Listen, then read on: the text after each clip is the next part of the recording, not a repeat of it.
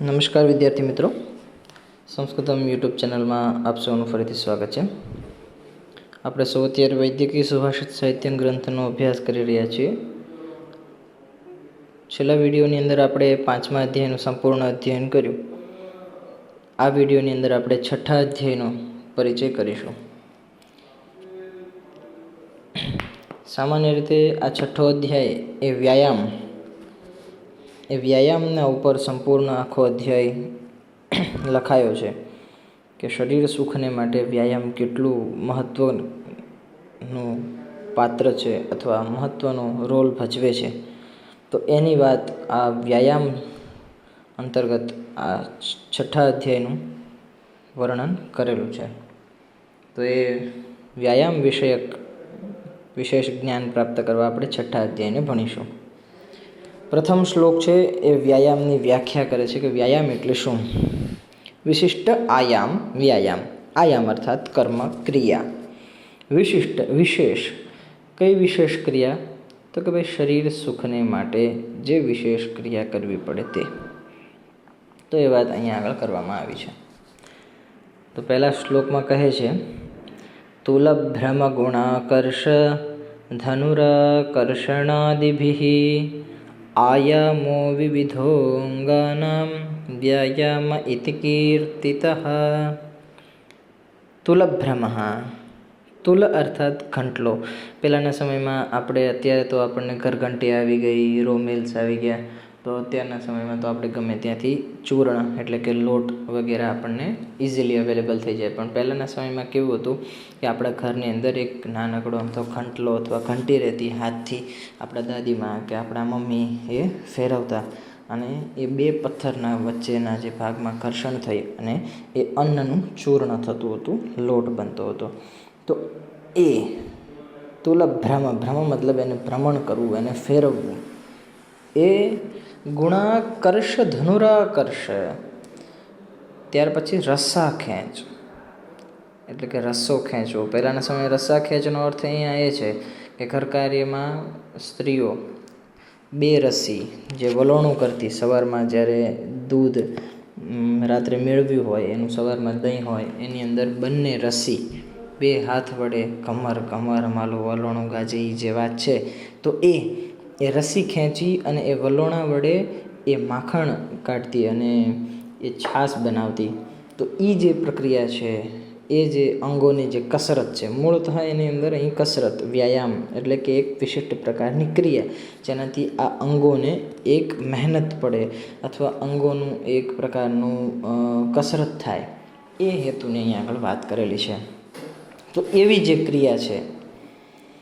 ત્યાર પછી ધનુરાકર્ષણમ એટલે કે ધનુષ્યની દોરીને ચડાવવી, ખેંચવી. આપણને કથા ખબર જ છે સીતા સ્વયંવરની કે ધનુષ્યની પ્રત્યંચાને ચડાવવા માટે કેટલી મહેનત પડે. અને વાસ્તવિક છે કે સામાન્ય નથી. કોઈ એવો ક્ષત્રિય હોય, કોઈ એટલો તાકાતવાન હોય, બુદ્ધિશાળી વ્યક્તિ હોય, એ જ તે એ ધનુષ્યની દોરી એની જે પ્રત્યંચા છે એને ચડાવી શકે છે. બરાબર? તો એ પ્રત્યંચા ચડાવવા માટે પણ મહેનત કરવી પડે. તો આવી બધી જે ક્રિયા કરીએ અને શરીરના જે અંગો આયામો વિવિધો અંગાનામ એટલે કે અહીંયા આગળ અલગ અલગ પ્રકારના શરીરના અંગોની જે કસરત થાય છે, વિવિધ ક્રિયાઓ કરે છે, એને શું કહે છે? વ્યાયામ ઇતિ કીર્તિતઃ. એને વ્યાયામ કહેવામાં આવ્યો છે. ભાવાર્થ જોઈએ આ શ્લોકનો. તો આ શ્લોકમાં મુખ્યત્વે વ્યાયામની વ્યાખ્યા આપવામાં આવેલી છે.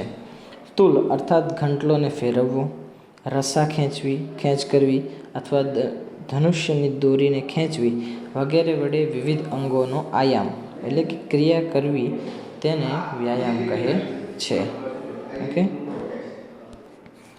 તો એ વ્યાયામની વાત અહીંયા આગળ કરી. વ્યાયામની વ્યાખ્યા કરવામાં આવી છે કે શરીરની અલગ અલગ અંગોની જે ક્રિયાઓ છે અથવા આરામ છે કે આયામ છે એટલે કે કસરત છે, તેને વ્યાયામ કરવામાં આવે છે. પૂર્વ સમયની અંદર તો શું હતું કે ઘરમાં જેટલી બધી ક્રિયાઓ હતી જેમાં શારીરિક શ્રમ આપણને પ્રાપ્ત થઈ જતો હતો, પરંતુ હવે કોઈ એવી શારીરિક શ્રમવાળી ઘરની કોઈ ક્રિયાઓ રહી નથી કોઈના પણ માટે. સ્ત્રીઓ માટે ઘરકાર્ય એટલું શારીરિક શ્રમવાળું હતું. પુરુષો માટે કૃષિ હોય કે પશુપાલન છે કે અન્ય કોઈ પણ પોતાના સ્વજાતીય જે કર્મ છે, સોનાનું કર્મ હોય તો એ સોની માટે છે, લુહાર માટે છે, સુથાર માટે છે કે કુંભકાર માટે છે, તો એ બધાને માટે પૂર્વ સમયમાં એ શારીરિક શ્રમ રહેતો જ હતો. પણ હવે તો બધું મશીનરી આવી ગઈ અને રોબોટિક થઈ ગયું, ઓટોમેટિક બધું જ ઓપરેટિંગ સિસ્ટમ થઈ ગઈ છે, એટલા માટે એટલો કોઈ શારીરિક શ્રમ છે નહીં. એટલા માટે આપણે અત્યારે વ્યાયામને માટે એક સ્પેશિયલી સુવિધા ઊભી કરવી પડી અને એનું નામ છે એક કૃત્રિમ રાક્ષસ જીમ. બરાબર, જે જીમમાં જાય છે એનું જીવન જમ જેવું થઈ જાય છે. શા માટે? કારણ કે જીમ છે એ એક એવું કૃત્રિમ રાક્ષસ છે કે જે એક વ્યસન તમને બનાવી દે છે. તમે આજે જીમમાં ગયા, અઠવાડિયું ગયા, મહિનો દિવસ થયા, પછી જો બીજા મહિને ન જાઓ તો એની સાઈડ ઇફેક્ટ થાય અને તમે એના રોગી બની જ જાઓ, એ ગેરંટી છે. બરાબર, એવા ઘણા બધા દાખલાઓ છે, એની વિશે આપણે પછી ચર્ચા કરીશું. તો સામાન્ય આ પ્રથમ શ્લોકની અંદર વ્યાયામની વ્યાખ્યા આપી. હવે અહીંયા આગળ આપણે વિશેષ અર્થ જે જોવાનો છે એ વ્યાયામ એટલે વિવિધાનામ અંગાનામ આયામો વ્યાયામ. આ સામાન્ય વ્યાખ્યા છે, ખાસ તમે લખી લેજો અને હું PDF મોકલીશ, એમાં પણ મેં લખેલી જ છે. વ્યાયામની વ્યાખ્યા છે, બધે જ તમને ઉપયોગી થશે કે વિવિધાનામ અંગાનામ આયામો વ્યાયામ, એટલે વિવિધ અંગોનો આયામ, ક્રિયા, પરિશ્રમ, એને વ્યાયામ કહેવામાં આવે છે. હવે આ શ્લોકની અંદર સંધિયુક્ત આપણે પદો જોઈએ તો ધનુરાકર્ષણ આદિભિ. પ્રથમ શ્લોકમાં જે છેલ્લું અંતિમ છે શબ્દ એ છે ધનુરાકર્ષ. તો ઋત્વ સંધિ છે ધનુઃ પ્લસ આકર્ષ, ધનુરાકર્ષ. ઓકે, ધનુઃ મતલબ ધનુષ્ય, આકર્ષ એને ખેંચી અને એની જે દોરી ચડાવી, પ્રત્યંચા ચડાવી, એ પ્રક્રિયાને ધનુરાકર્ષ કહે છે. તો ધનુઃ, તો એ ધનુઃની પાછળ રહેલો વિસર્ગ પ્લસ આકર્ષણની આગળ રહેલો આ, તો એ વિસર્ગનો રકાર અને પાછળ સ્વરવર્ણ છે, આકાર છે, તો એ રા થઈ જશે, અર્ધચંદ્રાકાર નહીં થાય, તો ધનુરાકર્ષ. ઓકે, ઋત્વ સંધિ છે. પછી બીજી સંધિ છે વિવિધોંગાનામ. એટલે કીધું ને વિવિધાનામ અંગાનામ વિવિધોંગાનામ, વિવિધ પ્લસ અંગાનામ વિવિધોંગાનામ, વિવિધ પ્લસ અંગાનામ વિવિધાંગાનામ. હવે વિવિધ તો એ ધકારની પાછળ રહેલો અકાર, એ અકારનો ઓકાર, અને અંગાનામ એમાં પૂર્વવર્તી પહેલાં રહેલો અકાર, એનો અવગ્રહ થશે. ઓકે, તો વિવિધોંગાનામ ઉત્વ સંધિ. ઉત્વ સંધિનો શું નિયમ છે? તો કે સંધિ જ્યારે થાય તો અંતિમ જે વર્ણ છે એના અકારનો ઓકાર થશે અને પહેલો પૂર્વ જે વર્ણ છે એ અકારનો અવગ્રહ થશે. જો અકાર હશે તો જ ઉત્વ સંધિ થશે, નહીંતર થઈ શકશે નહીં. આકાર હશે તો ઉત્વ સંધિના ડબલ અવગ્રહ ડકાર થશે. અહીં સિંગલ અવગ્રહ છે, મતલબ અંગાનામ, અકાર સિંગલ એક છે એટલા માટે.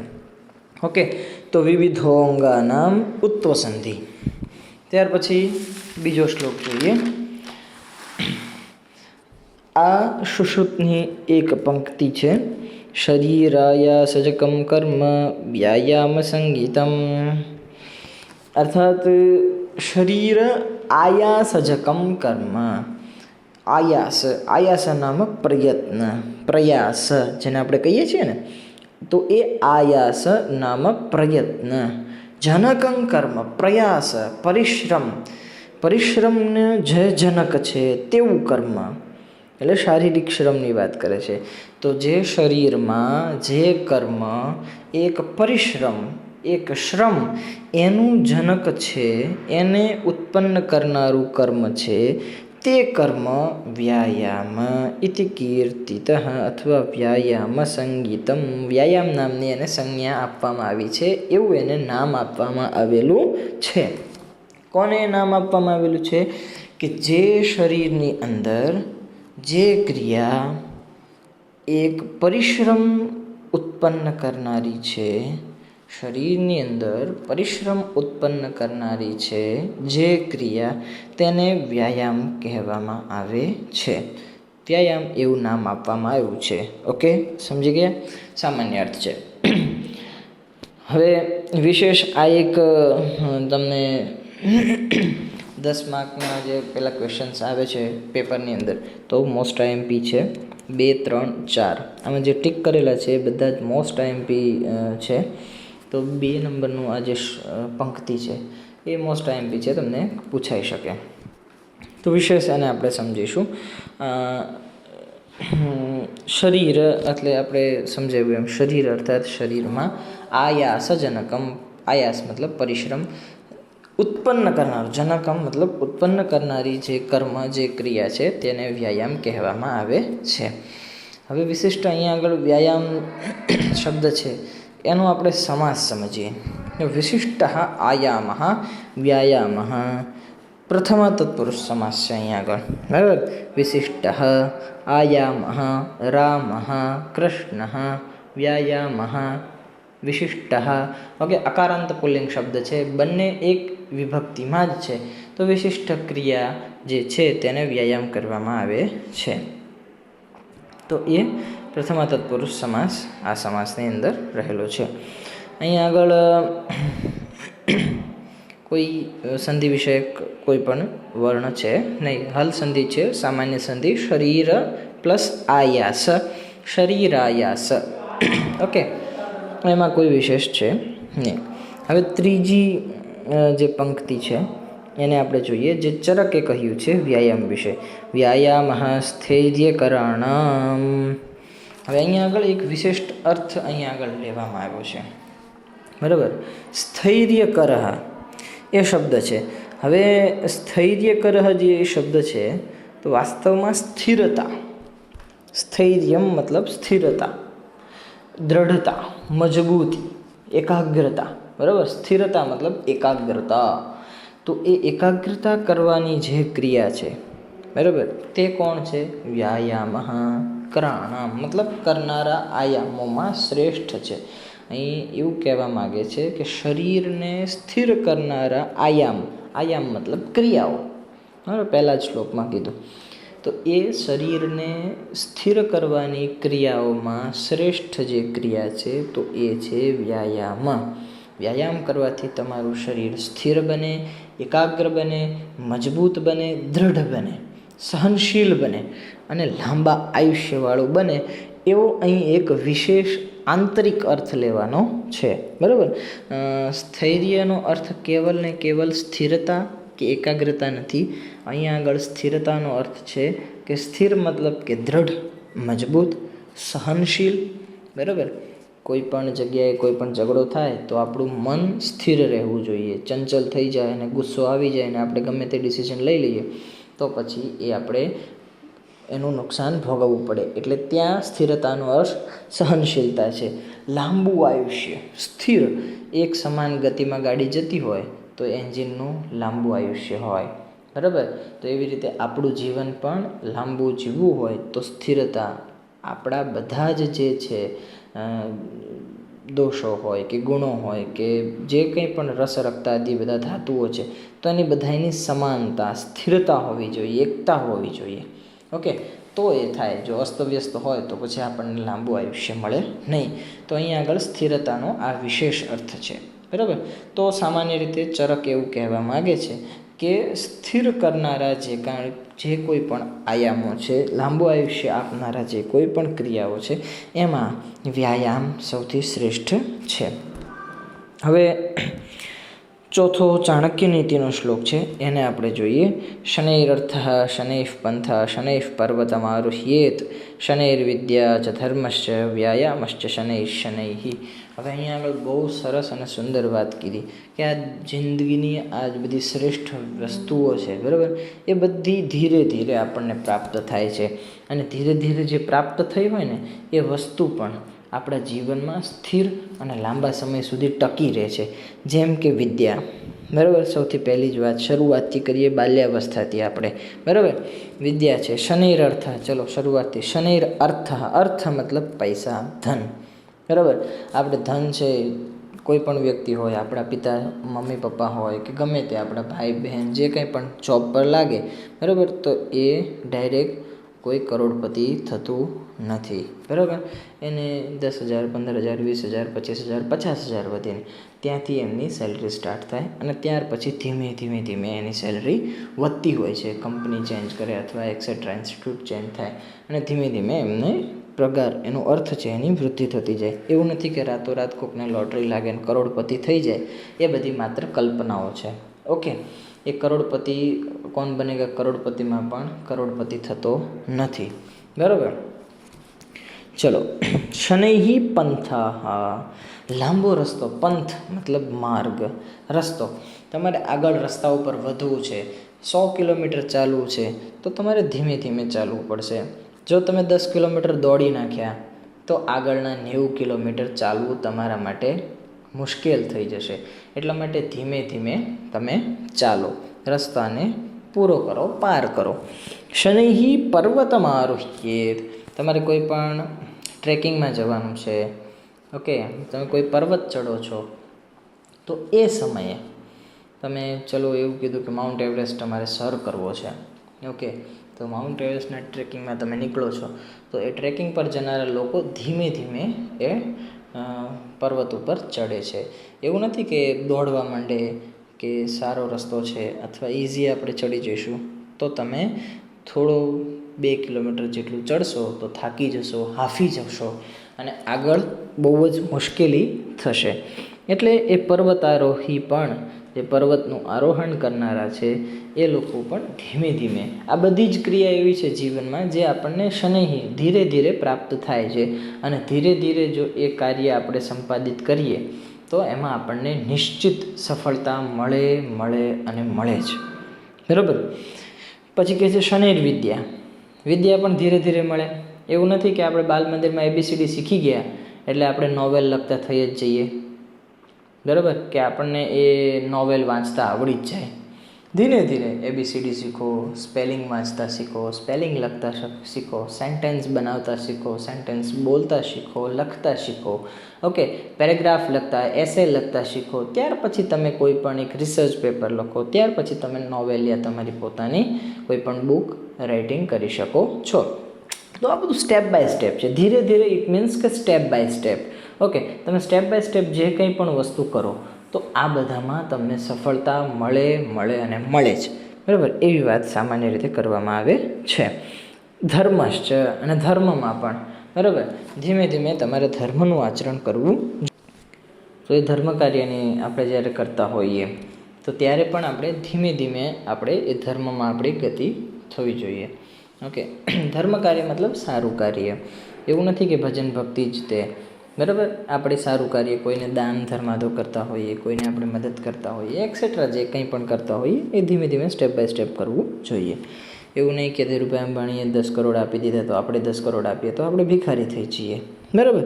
તો એટલા માટે કહેવા માગે છે કે ધર્મ કાર્ય, ધર્મશ્ચ શનૈઃ વ્યાયામશ્ચ શનૈઃ, એટલે વ્યાયામ છે. તમે કોઈ પણ આયામ કરો છો તો પહેલા જ દિવસે જીમમાં જાઓ અને બધા જ ઇન્સ્ટ્રુમેન્ટ યુઝ કરી લો અને તમે ફૂલ બોડી એક્સરસાઇઝ કરી નાખો, ઓકે. તો પછી બીજા દિવસે તમે ખાટલામાં જ પડ્યા હો, તમે ત્યાં જઈ શકો નહીં, કારણ કે તમારું બોડી એટલું તમને પેઇન આપતું હોય, પેઇનફુલ થઈ ગયું હોય કે તમે પછી એ યુઝફુલ રહે નહીં. એટલા માટે કે વ્યાયામ છે એ પણ વારાફરતીવાળા તમે શરૂઆત આરંભથી એને સ્ટેપ બાય સ્ટેપ પહેલાં સ્ટ્રેચિંગ્સ કરો, હેન્ડ રોટેશન કરો, નેક રોટેશન એક્સેટ્રા જે સ્ટાર્ટિંગની એક્સરસાઇઝ છે એ બધી એક્સરસાઇઝ કરો અને ત્યાર પછી ધીમે ધીમે તમે ડમ્બલ્સ વગેરે, બાયસેપ્સ એક્સેટ્રા જે તમને પણ ઈચ્છા હોય તે મજબૂત કરવાની, બોડી સ્ટ્રેન્થ વધારવાની કે એક્સેટ્રા બધી એક્સરસાઇઝ તમે સ્ટાર્ટ કરી શકો છો. તો આ બધી વાત જે છે એ ચાણક્ય નીતિમાં કરવામાં આવી છે, ઓકે. સામાન્ય ભાવાર્થ સમજ્યો. હવે આપણે અહીંયા આગળ આની અંદર જે સંધિઓ છે તો એ સંધિને જોઈએ. તો શનૈઃ અર્થ, શનૈરર્થ, ઋત્વ સંધિ છે. શનૈઃ અર્થ, અર્થમાં અકાર છે એ સ્વર છે, એટલે શનૈઃની પાછળ રહેલો વિસર્ગ એનો ર થશે અને ર plus a is equal to સંપૂર્ણ ર, એટલે શનૈરર્થ. ઓકે, ઋત્વ સંધિ છે. ત્યાર પછી પર્વતમ આરોહેત, પર્વતમ આરોહેત એ અહીં સત્વ સંધિ છે, મતલબ સત્વ સંધિ નહીં, સોરી, સ્વર સંધિ છે. ઓકે, પર્વતમ આરોહ્યેત, પર્વતમ આરોહ્યેત, પર્વતમ એમાં રહેલો મકાર અને આરોહ્યેતનો આકાર એટલે માકાર, બરાબર, મ પ્લસ અ એટલે મા, તો એ પર્વતમ આરોહ્યેત એ સ્વર સંધિ છે. ત્યાર પછી શનૈર્વિદ્યા. ઓકે, અહીંયા આગળ શનેરર્થ, અર્થમાં અ સ્વરવર્ણ હતો. ઓકે, તો એ સ્વરવર્ણ હોવાથી રેફ ન થયો, એ વિસર્ગનો રકાર થયો. પણ અહીંયા આગળ શનૈહી વિદ્યા, વી, તો એ વિદ્યામાં વકાર જે છે એ વ એ વ્યંજન વર્ણ છે, એટલા માટે એ ર છે એ અડધો ર એનો રેફ થઈ જશે, અર્ધચંદ્રાકાર થઈ જશે, અને વિદ્યા, શનેર વિદ્યા એ ઋત્વ સંધિ છે અહીંયા પણ. ત્યાર પછી ધર્મશ્ચ, શ્ચ એટલે કે શ્ચત્વ સંધિ આવી ગઈ. ધર્મ પ્લસ ચ, વિસર્ગનો શકાર પ્લસ ચકાર, શ્ચ, ધર્મશ્ચ, શ્ચત્વ સંધિ. અંતિમ છે વ્યાયામશ્ચ. ઓકે, તો એમાં પણ વ્યાયામ પ્લસ ચ, વ્યાયામશ્ચ, વિસર્ગનો શકાર પ્લસ ચકાર, શ્ચકાર, શ્ચત્વ સંધિ. ઓકે, તો આ સામાન્ય થયું. પાંચમો શ્લોક જોઈએ. સ્થાને સમવતામ શક્ત્યા વ્યાયામે વૃદ્ધિરંગિનામ અયથા બલમારંભો નિદાનમ ક્ષય સંપદ. અહીંયા આગળ રાજાના ઉદાહરણ વડે સમજાવવામાં આવે છે, બરાબર. સ્થાને સમવતામ શક્ત્યા વ્યાયામે વૃદ્ધિરંગિનામ એટલે કે મર્યાદા, બરાબર, વ્યાયામની મર્યાદાઓને અહીંયા આગળ રાજાના ઉદાહરણ વડે વર્ણવવામાં આવે છે કે જો રાજા જે છે એ પોતાની શક્તિને અનુસાર વ્યાપાર કરે તો તે રાજા ધનધાન્યથી સંપન્ન થાય.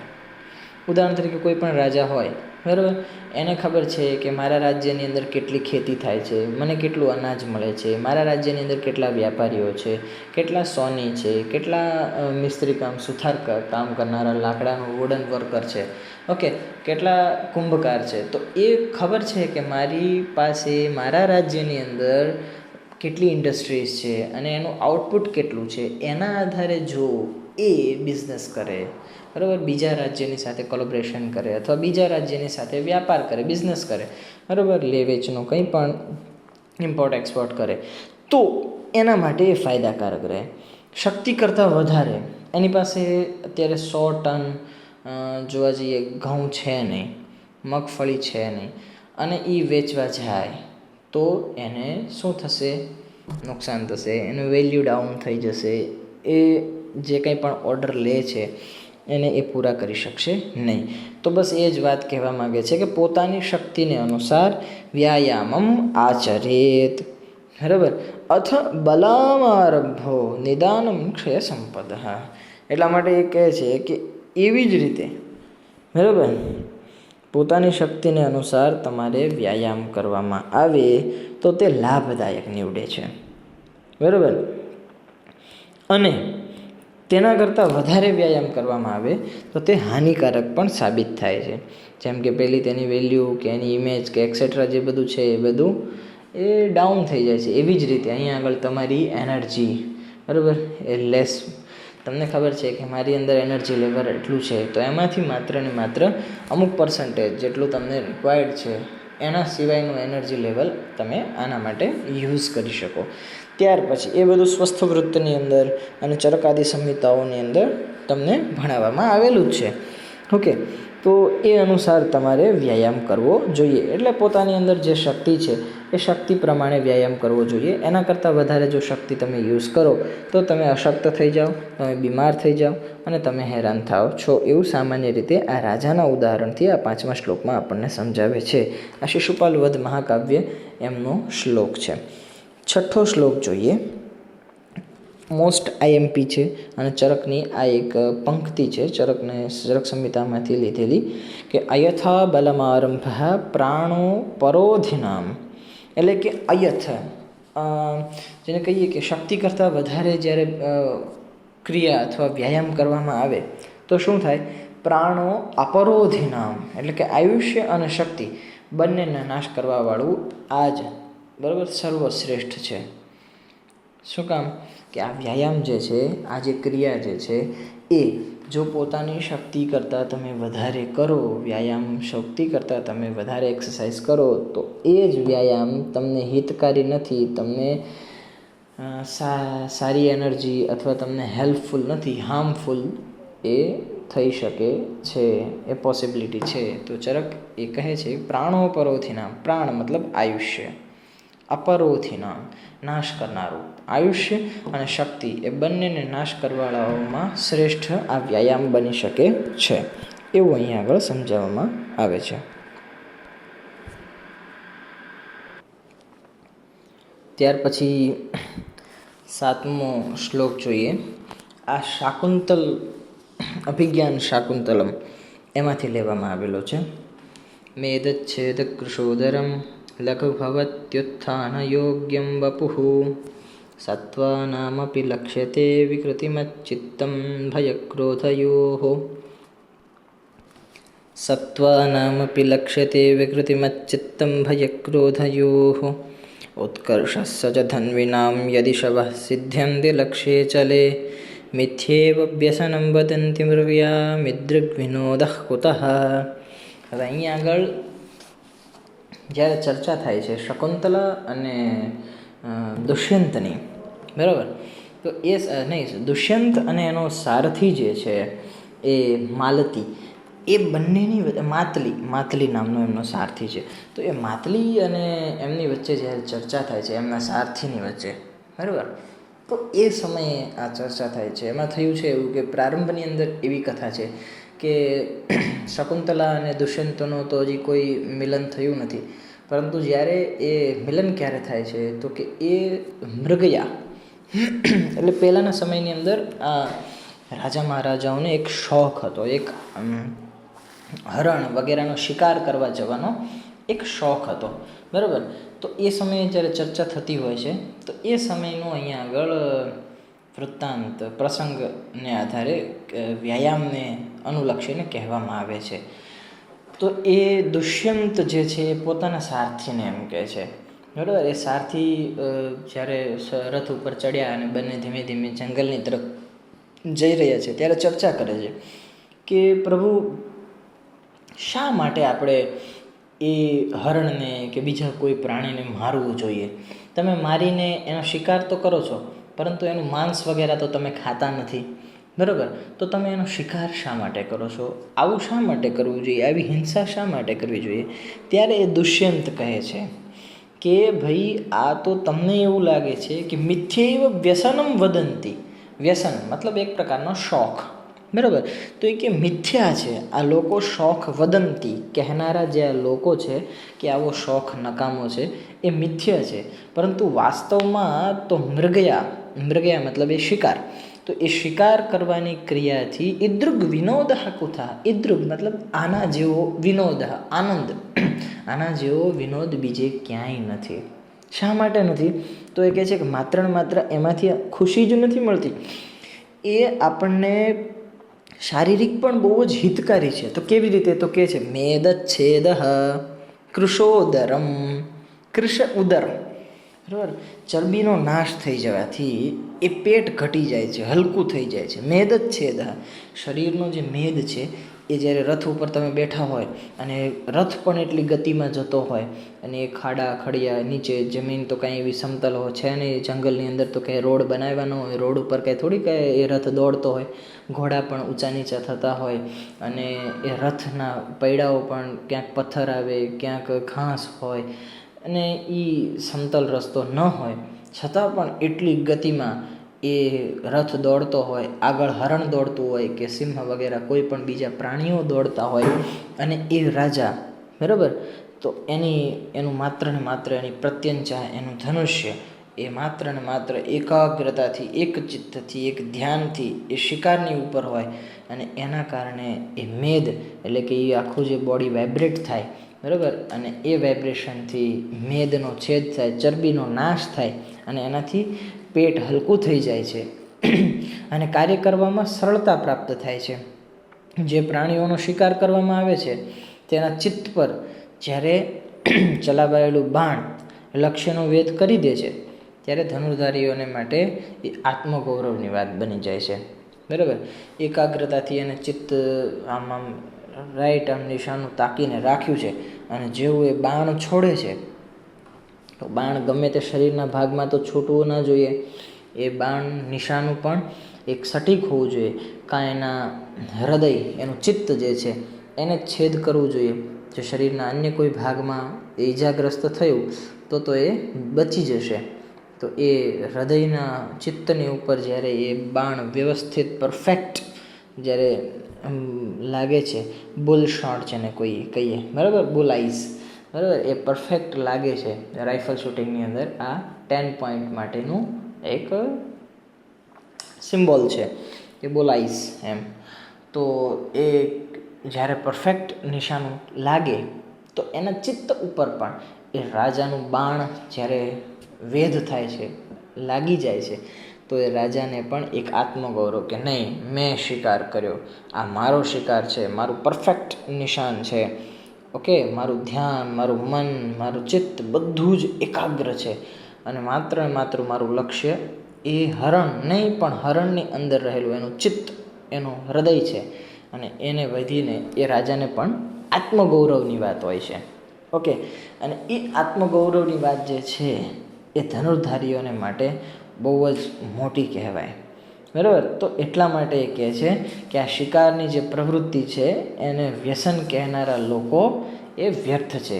કારણ કે એ શોખ નથી, એનાથી શારીરિક પણ ઘણા બધા અમને ફાયદાઓ થાય છે. મનની એકાગ્રતા વધે છે, ધ્યાન એકાગ્ર થાય છે, આંખની શક્તિ વધે છે, શરીરની મેદ એટલે કે ચરબી ઘટે છે, સ્થૂળ શરીર છે એની સ્થૂળતાનો નાશ થાય છે. આવા શારીરિક પણ ઘણા બધા ફાયદાઓ થાય છે. તો એવું વ્યાયામનું વ્યાયામ કરવાથી આ મૃગયા પણ એક પ્રકારનો વ્યાયામ છે એવું કહેવા માગે છે. શકુંતલમાં 8મો શ્લોક જોઈએ. ખિન્નમ વિનોદયતિ માનસમાનતનોતિ સ્થૈર્યમ ચલે વપુશિલાઘવમાદધાતિ ઉત્સાહ બુદ્ધિજનનીમ રણકર્મયોગ્યામ રાજ્યામ થૈવ મૃગયામ વસનમ વદંતી. ચંડકૌશિકી નામનો એક ગ્રંથ છે, નાટક છે. એ ચંડકૌશિકી નામના ગ્રંથની અંદર અહીંયા આગળ કહેવા માટે આવ્યું છે કે મૃગયા, અહીંયા આગળ પણ એ જ તે મૃગયા અર્થાત કે શિકારની જે પ્રવૃત્તિ છે એની વાત કરી છે. અને એ કહે છે કે ભાઈ આ જે શિકારની જે પ્રવૃત્તિ છે એ સામાન્ય લોકોને માટે મનોવિનોદ હોઈ શકે. બરાબર, સામાન્ય લોકો એને જોવે તો એને એમ થાય કે ભાઈ આ શોખ, રાજાનો આવો ખરાબ શોખ, આમ છે તેમ છે. પરંતુ એક રાજાને માટે એ યુદ્ધાભ્યાસનું એક સાધન, શ્રેષ્ઠમાં શ્રેષ્ઠ સાધન છે. બરાબર, સ્થૈર્યમ ચલે વપુષી લાઘવમાં દધાતી. બરાબર, કારણ કે સામાન્ય લોકોની દ્રષ્ટિ તો માત્ર ને માત્ર શું છે કે એ એવું જ વિચારે છે કે એક પ્રાણીને મારી નાખ્યો. પરંતુ એ રાજાને માટે એક યુદ્ધાભ્યાસનું શ્રેષ્ઠ સાધન છે. ગમે તેટલું ફાસ્ટ એ યુદ્ધ છે, યુદ્ધની અંદર ગમે તેટલો રથ ફાસ્ટ દોડે છે, પરંતુ એ સામેવાળા પોતાના શત્રુ, દુશ્મન, એના મસ્તકને, એનું ગળું, એનું હૃદય, જેમ એક એનો પણ રથ દોડે છે, બંનેનો રથ દોડી રહ્યો છે. તો હવે જેમ આગળ જે છે એ હરણનું કે સામાન્ય કોઈ પ્રાણીઓનું ચિત્ત, એનું હૃદય કે એના શરીરને વેધે છે, એવી જ રીતે એને શત્રુનો પણ યુદ્ધની અંદર શરીર વેધવાનું છે.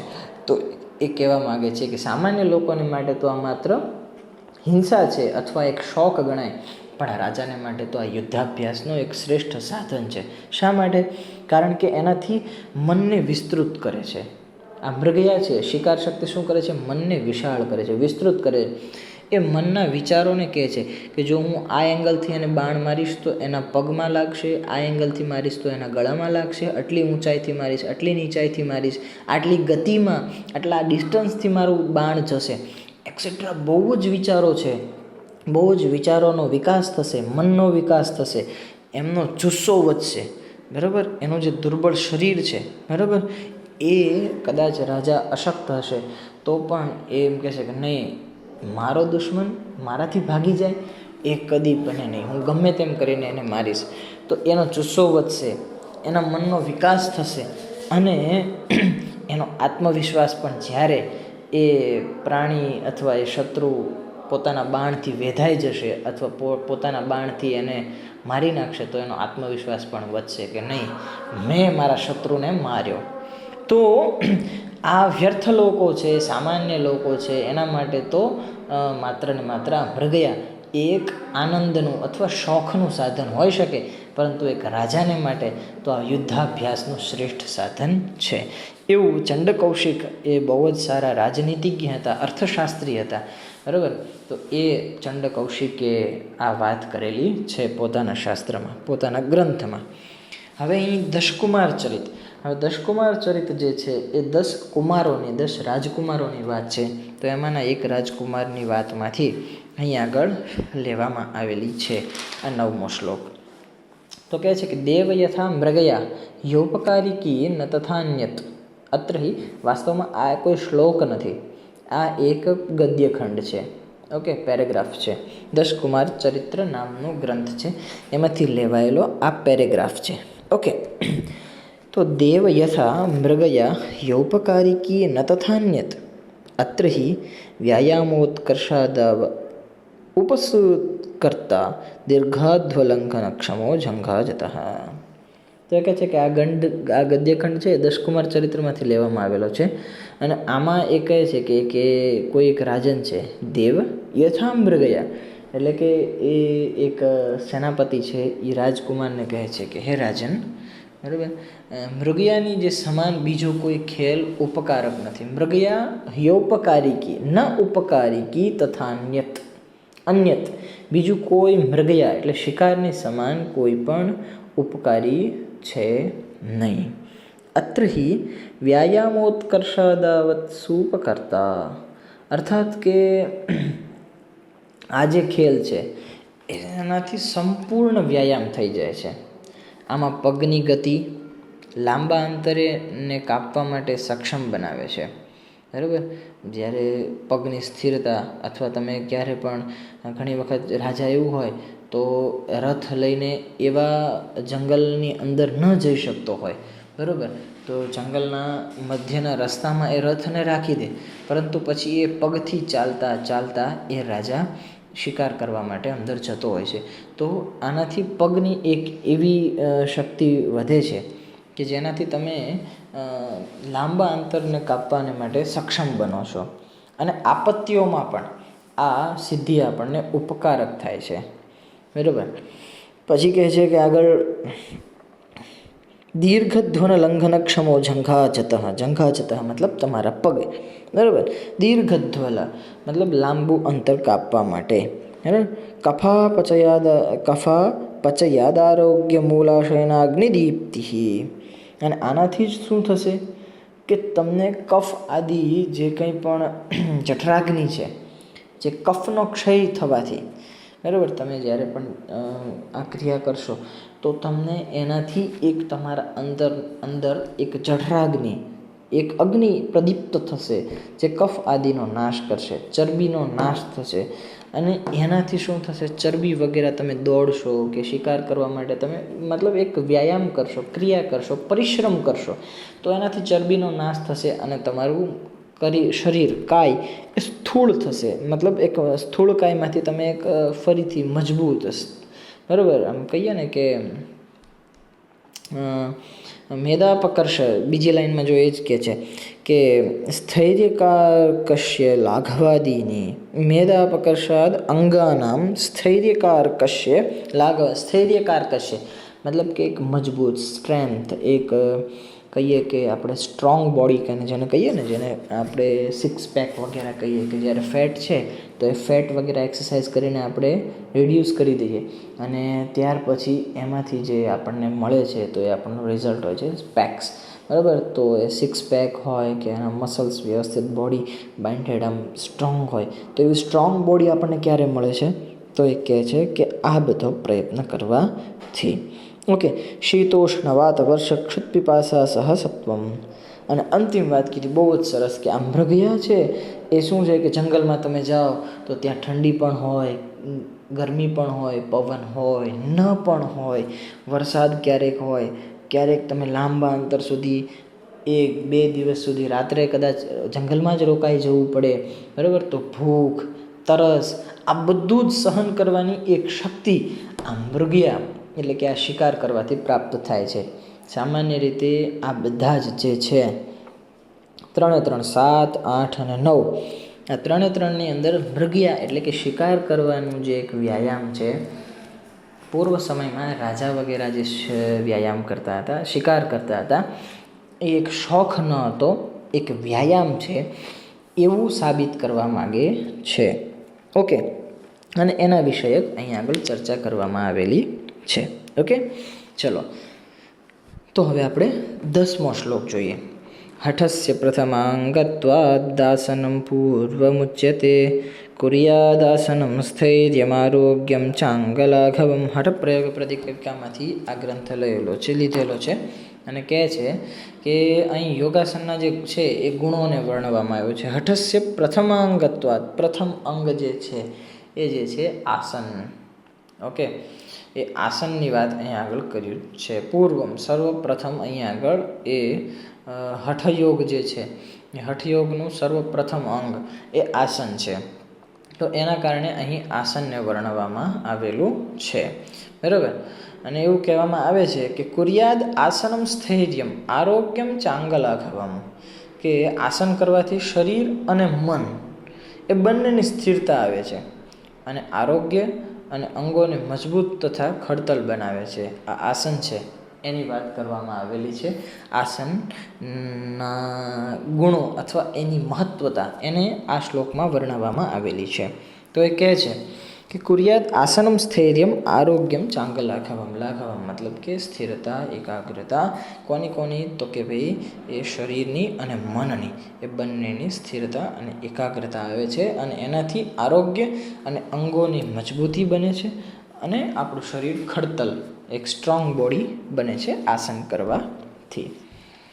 11મો શ્લોક જોઈએ. આરોગ્યમ ભાસ્કરાદિચ્છેદ ધનમિચ્છેદ દ્યુતાસનાત જ્ઞાનમ મહેશ્વરાદિચ્છેદ મુક્તિમિચ્છેદ જનાર્દનાથ. મત્સ્ય પુરાણનો છે કે કઈ વસ્તુ કયા દેવતાઓ પાસે આપણે માગવી જોઈએ? તો કહે છે સૂર્યનારાયણની પાસેથી આરોગ્ય, બરાબર. તો આરોગ્ય કેવી રીતે માગવાનું સૂર્યનારાયણની પાસેથી? સૂર્ય નમસ્કાર કરીને, બરાબર. સૂર્ય નમસ્કાર કરવાથી આપણને આપણું આરોગ્ય સ્વસ્થ રહે છે, કારણ કે સૂર્ય નમસ્કાર એક એવા પ્રકારનો વ્યાયામ છે કે જેની અંદર અઢળક શક્તિ છે અને બધી જ પ્રકારની એક્સરસાઇઝ, બધા જ પ્રકારના વ્યાયામ, ઘણા બધા પ્રકારના આસનો એની અંદર ઇન્ક્લુડ થઈ જાય છે. ઓકે, તો એ કહે છે અગ્નિનારાયણની પાસેથી દ્યુતિ મતલબ અગ્નિ. ઓકે, તો ધનમ ઈચ્છે દ્યુતાસનાત. દ્યુતિ મતલબ કે અગ્નિનારાયણ. તો અગ્નિનારાયણની પાસેથી ધનની ઈચ્છા રાખો. ઓકે, પૈસા પ્રાપ્ત કરવા હોય તો અગ્નિની ઉપાસના કરો. જ્ઞાનમ મહેશ્વરાદિચ્છેદ. મહેશ્વર ભગવાન શિવ શંકર, એની પાસેથી જ્ઞાન, ભગવાન શંકરની પાસેથી વિદ્યા, અને મુક્તિમિચ્છેદ જનાર્દનાથ, અને ભગવાન વિષ્ણુની પાસેથી મોક્ષની ઈચ્છા કરો. બરાબર, તમારે મોક્ષ જોઈતો હોય તો ભગવાન વિષ્ણુની ઉપાસના કરો, એવું કહેવા માગે છે. ઓકે, હવે સામાન્ય રીતે જોઈએ તો એ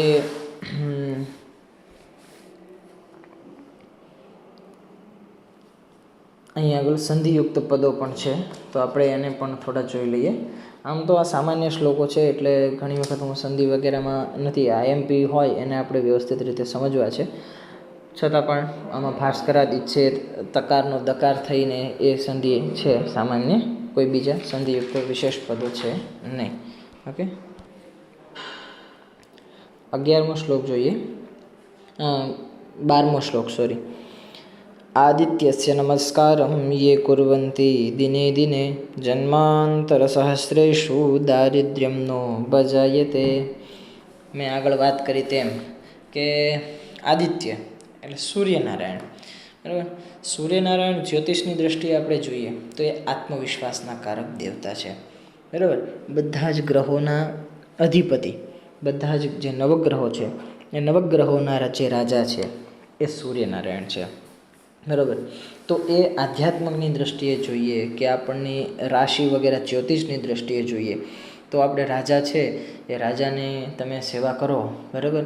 એટલે તમને જે કંઈ પણ ધન સંપત્તિ જમીન જાગીર જે જોઈતું એ બધી જ વસ્તુ મળી જાય. બરાબર. એટલે પછી તમારે બીજી કોઈ પણ વ્યક્તિની સેવા ચાકરી કરવી પડે નહીં. તો એ સમજાવવા માગે છે કે જો તમે આયુષ્ય દીર્ઘ આયુષ્ય જોતું હોય તો તમે સૂર્ય નમસ્કાર કરો. આદિત્યસ્ય નમસ્કારમ નમસ્કારમ, આદિત્ય સૂર્યને નમસ્કાર, સૂર્ય નમસ્કાર, સૂર્ય નમસ્કાર કરો. એ દિને દિને કુર્વંતી. જો એ સ્પષ્ટતા કરે છે. પાછું એવું નહીં કે આજે કર્યા અને 2 દિવસ કરીએ અને 4 દિવસ ના કરીએ અને 1 વર્ષ કર્યું ને પછી આખી જિંદગી ન કરીએ એમ. દિને દિને પ્રતિદિન રોજ જે સૂર્યને નમસ્કાર કરે છે, મતલબ જે સૂર્ય નમસ્કાર વગેરે જે વ્યાયામ છે કરે છે, તો એ જન્માંતર સહસ્રેશુ દારિદ્ર્ય નોપજાયતે. એટલે કે સહસ્ર જન્મ સુધી ક્યારેય પણ એને દરિદ્રતા આવતી નથી. તો દરિદ્રતા તો કઈ રીતની દરિદ્રતા? ધન વગેરે નહીં. એટલે ધન છે તો આગળ આપણે આગળના અધ્યાયોમાં જોયું, ચોથા કે 5મા અધ્યાયમાં હતું કે અલગ અલગ પ્રકારના ધન સંપત્તિની વાત કરી. તો એમાં આરોગ્યને પણ એક પ્રકારનું ધન. તો સહસ્ર હજાર વર્ષો સુધી તમને આરોગ્ય સ્વરૂપી જે ધન છે એ ક્યારે પણ તમને ખૂટે નહીં, ક્યારે પણ એની દરિદ્રતા આવે નહીં. અહીં સામાન્ય રીતે વિશેષ વાત કરવામાં આવી છે. બરાબર. અહીં આગળ આપણે કોઈ ધન સંપત્તિ મતલબ પૈસાની કોઈ વાત છે, પૈસાની ગરીબીની વાત થતી નથી કે પૈસાની અમીરીની વાત થતી નથી. અહીંયા આગળ કહે છે કે જે વ્યક્તિ પ્રતિ દિવસ પ્રાતઃકાળમાં સૂર્ય નમસ્કાર સ્વરૂપે વ્યાયામ કરે છે તેને આ જન્મમાં જ નહીં આવનારા અનેક જન્મો સુધી દરિદ્રતા આવતી નથી. દરિદ્રતાનો અર્થ અહીંયા વિશેષ શું છે? તો કે ધન અનેક પ્રકારના છે, તેમાં શરીર અને આરોગ્ય આ બંને તેના પ્રકારો છે.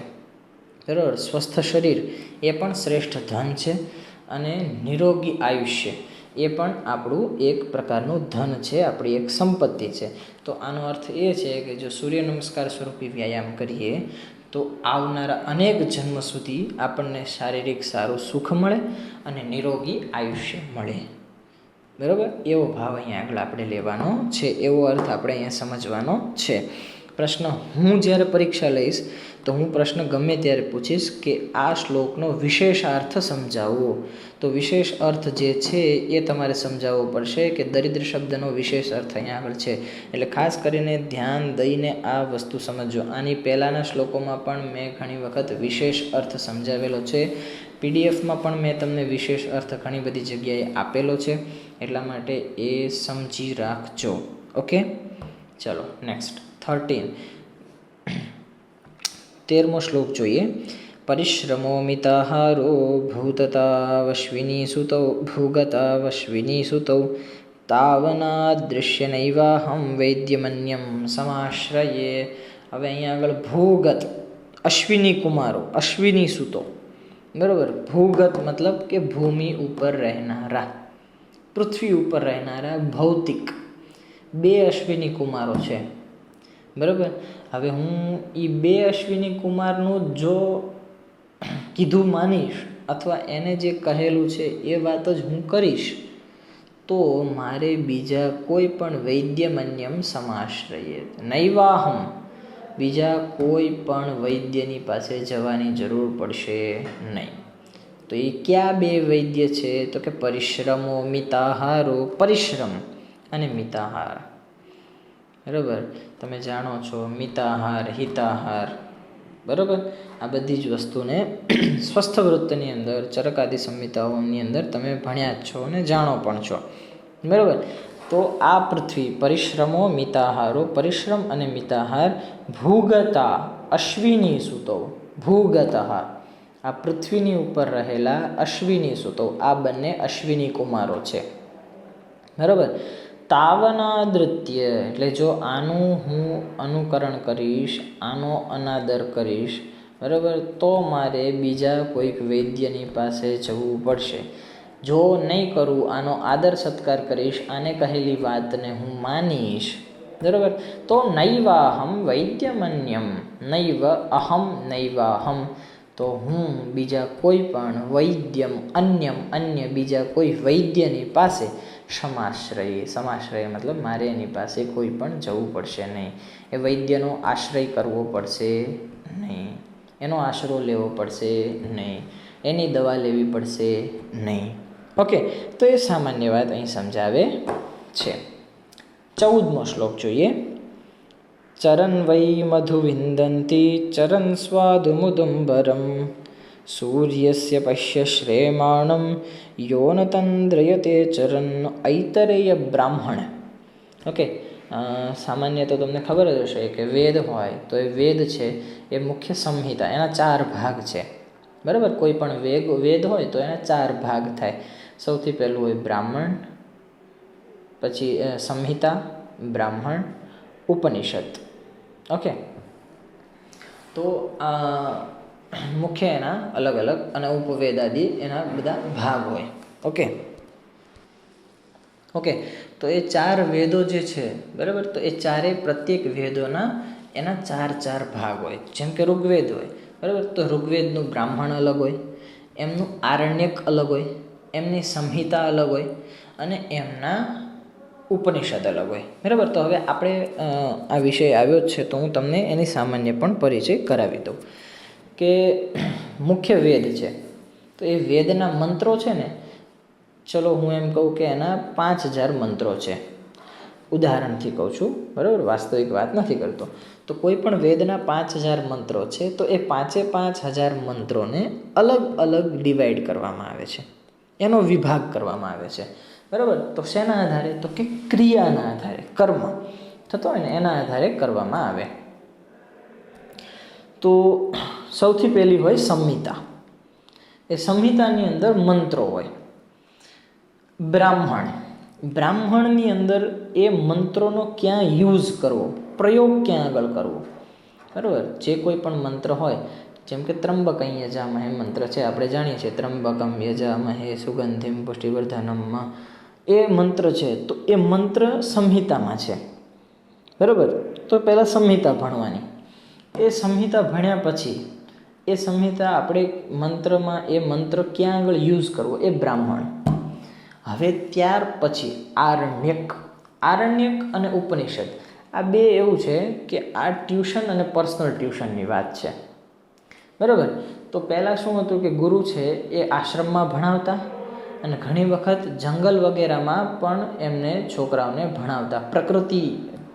જ્યારે પ્રકૃતિ અધ્યયનની જે વાત હતી તો પ્રકૃતિની અંદર લઈ જઈ અને પ્રેક્ટિકલ વસ્તુ જ્યારે ગુરુ શીખવાડતા, બરાબર.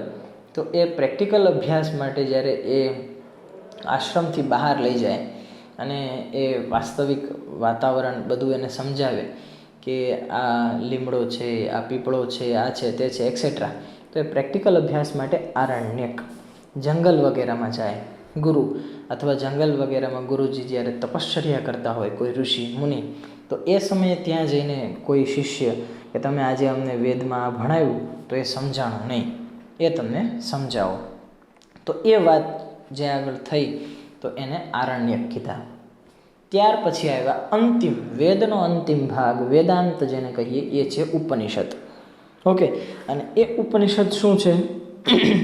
તો એ ઉપનિષદ જે છે એ પર્સનલ ટ્યુશન છે. ઉપનામાં સમીપ, બરાબર. નિષદ મતલબ જઈને, ગુરુની પાસે જઈને એ પ્રાર્થના કરે છે કે તમે આ વાત મને આજે પીરિયડમાં, લેક્ચરમાં, તમે આ લેક્ચરમાં મને સમજાવ્યું પણ એ મને સમજાણું નહીં, તમે વિશેષ મને આ વાત સમજાવો. તો એ જે છે એ પર્સનલ ટ્યુશનની વાત છે, એ ઉપનિષદ છે. ઓકે, તો આ જે શ્લોક કે મંત્ર જે છે ઐતરેય બ્રાહ્મણમાંથી લેવામાં આવેલો છે અને એની અંદર કહે છે કે ચરણ વૈ મધુવિંદંતી ચરણ સ્વાદુમુદંબરમ. ચરણ એટલે કે એક સતત નિરંતર પેલો જે ભમરો હોય, ભ્રમર, બરાબર. એ ચરણ એ જો પરિશ્રમ કરતો રહે, સતત એ એ ઉડતો રહે, હરતો ફરતો રહે, તો એ મધુ એટલે કે મીઠામાં મીઠા મધુર ફળની એ મધને પ્રાપ્ત કરે છે. એકના એક ફૂલમાં રહે તો એકનું એક ફૂલ કેટલા દિવસ એને રસ આપશે, મીઠો રસ આપશે? 1 દિવસ કે 2 દિવસ, પછી તો એને ફરતું જ રહેવું પડશે. કહે છે કે પરિશ્રમ કરવાથી મનુષ્ય મધ જેવું મીઠું ફળ પ્રાપ્ત કરી શકે છે, અને પરિશ્રમ કરવાથી જ તે મીઠા ઉંબરાના ફળને પ્રાપ્ત કરે છે. અને સૂર્યના પરિશ્રમને જુઓ, સદૈવ ચાલતા રહેતા છતાં પણ ક્યારેય થાકતો નથી, અર્થાત નિરંતર પરિશ્રમ કરતા રહેવું જોઈએ.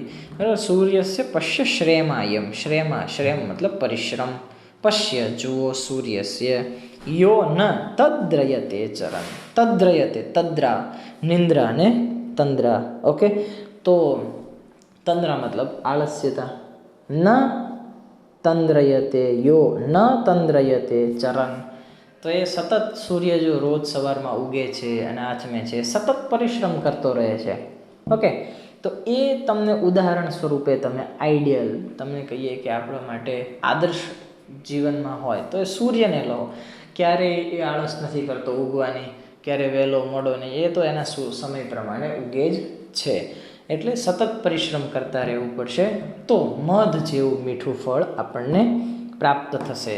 અને સ્વાદિષ્ટ ઉદુંબરમ, ઉદુંબર મતલબ ઉમરાનું ઝાડ. ઓકે, તો એ ઉમરાના ઝાડ જેવું સ્વાદિષ્ટ અને સુંદર ફળ આપણને પ્રાપ્ત થશે, નિરંતર પરિશ્રમ કરવાથી અને થી જ. ઓકે, ચલો અંતિમ શ્લોક, એ પણ ઐતરીય બ્રાહ્મણમાંથી છે. કલિહિ શયાનો ભવતી સંજિહાનસ્દ્વાપરઃ ઉત્તિષ્ઠન સ્ત્રેતા ભવતી કૃતમ સંપદ્યતે ચરન ચરૈવેતિ ચરૈવેતિ ચરૈવેતિ ચરોચરઃ. એ શ્લોક અહીંયા આગળ આમાંથી લેવામાં આવેલો છે. તો આ ચરૈવેતિ એ એક કહીએ કે બહુ શ્રેષ્ઠ નિરંતર પરિશ્રમ કરવો અથવા પ્રયત્ન કરવો એનું એક આદર્શ વાક્ય છે, અને એ ઘણી બધી જગ્યાએ ઉપયોગ થાય છે. તો એ સામાન્ય રીતે એવું કહેવા માગે છે કે અહીંયા વ્યાયામની મહત્વતા બતાવીને કીધું છે કે વધારે ઊંઘ કરવાવાળો કળિયુગી છે. બરાબર. કલિયુગ છે એ આલસ્યતાનું પેલું છે, પ્રતીક છે. તો એ કહે છે કે વધારે જે ઊંઘ કરે છે, કલિહિ શયાનો ભવતી, શયાના જે વધારે ઊંઘ્યા જ કરે છે. બરાબર. ઊંઘણસી છે કુંભકર્ણની જેવો. બરાબર. એ કોણ છે? તો કે ભાઈ કલિયુગમાં રહેનારો છે, અથવા એ કળિયુગી વ્યક્તિ છે, કળિયુગનો વ્યક્તિ છે. ઊંઘનો ત્યાગ સંજિહાનસ્તુ દ્વાપરઃ, ઊંઘનો જે ત્યાગ કરે છે, બરાબર, એ ઊંઘને ત્યાગ કરનારો વ્યક્તિ સંજિહાનમ મતલબ એનો ત્યાગ કરનારો જે વ્યક્તિ છે એ દ્વાપર યુગનો વ્યક્તિ છે, એ દ્વાપર યુગી છે. પછી તિષ્ઠન સ્ત્રેતા ભવતી, જે ઊભો રહી અને કાર્ય કરવાવાળો છે, સતત કાર્ય જે કરી રહ્યો છે, મતલબ એ સામાન્ય રીતે જે કાર્ય કરે છે, સતત કાર્ય નથી કરતો, પણ આજે કંઈક થોડું ઘણું કામ કર્યું, કાલે થોડું ઘણું કામ કર્યું, પણ આળસી છે નહીં, એટલો આળસુ નથી. તો એવો વ્યક્તિ છે એ ત્રેતાનો છે. પરંતુ સત્યયુગનો વ્યક્તિ, શ્રેષ્ઠ વ્યક્તિ કયો છે? કૃતમ સંપદ્યતે ચરન ચરૈવેતિ, સતત પરિશ્રમ કરવાવાળો જે વ્યક્તિ છે, સતત કાર્ય કરવાવાળો જે વ્યક્તિ છે, એ વ્યક્તિ સતયુગનો છે, એવું કહેવા માગે છે. ઓકે, તો એવી રીતે